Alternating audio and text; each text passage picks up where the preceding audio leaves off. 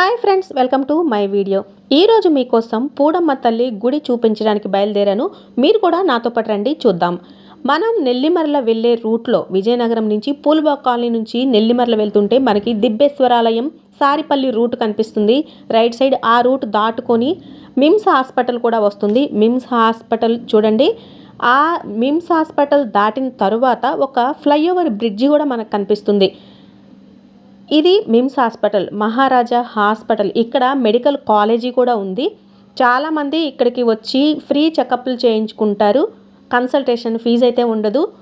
వైజాగ్ నుంచి special doctors కూడా వచ్చి ఈ హాస్పిటల్లో మనకి అన్ని ప్రాబ్లమ్స్కి కూడా ఇక్కడ సొల్యూషన్ దొరుకుతుంది. అయితే ఈ హాస్పిటల్ దాటి ఫ్లైఓవర్ బ్రిడ్జ్ నుంచి కనుక మనం లెఫ్ట్ తీసుకొని ఈ బ్రిడ్జి కింద నుంచి వెళ్ళాలి. ఈ రూట్ అయితే నేను ఈరోజు కొత్తగా చూపిస్తున్నాను, మీకు తెలియకపోవచ్చు.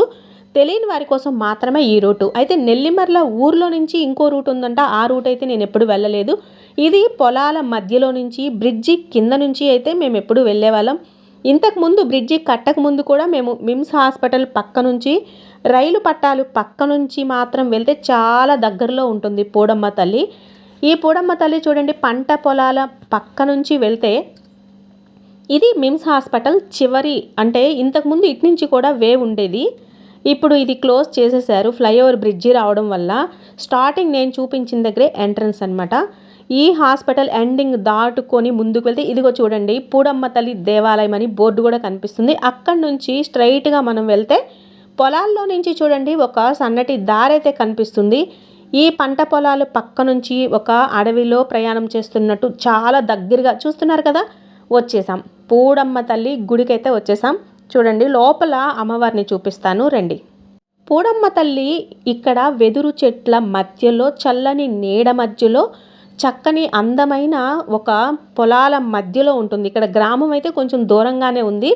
ఇక్కడ ప్రత్యేకత ఏంటంటే మంగళవారం ఆదివారం చాలా బిజీగా ఫుల్ జనాలు అయితే అంటే భక్తులు అయితే ఉంటారంట. నేను ఎప్పుడు విడి రోజుల్లో వెళ్తూ ఉంటాను. సండే ఒకసారి వెళ్ళాను, కానీ అంతా అయిపోయిన తర్వాత వెళ్ళాను. ఎప్పుడైనా మీరు చూడాలి అనుకుంటే మంగళవారం ఆదివారం వెళ్ళండి, అమ్మవారిని దర్శించుకోండి.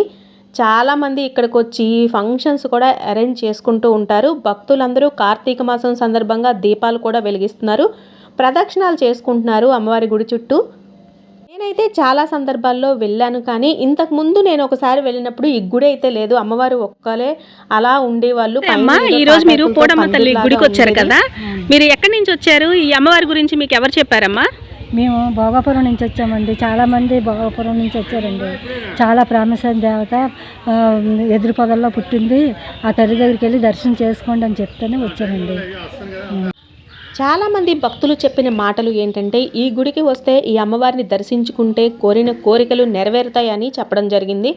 అమ్మవారి విగ్రహాలు చూడండి, లక్ష్మీదేవి, సరస్వతీదేవి, కాళికామాత, ఇలా రకరకాల విగ్రహాలని ఇక్కడ ఏర్పాటు చేశారు. అయితే ఇంతకుముందు చాలా కలర్స్ చాలా బాగుండేవి, ఇప్పుడు కొంచెం కలర్స్ పోవడం వల్ల ఈ విధంగా కనిపిస్తున్నాయి. ఏదైనా సరే దేవస్థానం వాళ్ళు ట్రస్ట్ వాళ్ళు దీన్ని పట్టించుకొని కలర్స్ వేస్తే చాలా బాగుంటుంది. అమ్మవారి పాదాల దగ్గర బయట కొబ్బరికాయ కొట్టేసి లోపలికి వచ్చి లోపల అమ్మవారి పాదాలకి పసుపు కుంకుమలతో పూజలు అయితే చేసుకొని అమ్మవారిని దీపాలు వెలిగించుకొని దర్శనం చేసుకుంటారు. ఇక్కడ నాగమ్మ తల్లి పుట్ట కూడా ఉంది. చాలామంది నాగుల చవితి రోజు, అంటే నాగుల చవితి అయిపోయిన తర్వాత దగ్గరలో మేము వెళ్ళినప్పుడు చూసింది ఏంటంటే ఇక్కడైతే కోడిగుడ్లు పాలు పోసి ఈ పుట్టలో చక్కగా అమ్మవారిని పూజ చేశారు. ఆ పుట్టలో కోడిగుడ్లు కూడా మీకు కనిపిస్తాయి చూడండి, అబ్జర్వ్ చేసినట్లయితే. ఈ పుట్ట ఇంతకుముందు మట్టితో ఉండేది, తర్వాత కాలంలో దీన్ని సిమెంట్గా చేశారు. అయితే ఇక్కడికి వచ్చి చాలామంది దర్శనాలు అయితే చేసుకుంటూ ఉంటారు. తెలియని వారి కోసం నేను ఈ వీడియో చేశాను. రైలు పట్టాలు పక్క నుంచి పొలాల మధ్యలో నుంచి అయితే షార్ట్ కట్ అండి. ఇంతేనండి ఈ విషయం ఈ వీడియో ద్వారా మీకు తెలియజేస్తున్నాను. చాలామంది అయితే ఎంజాయ్ చేస్తున్నారు. Thank you friends.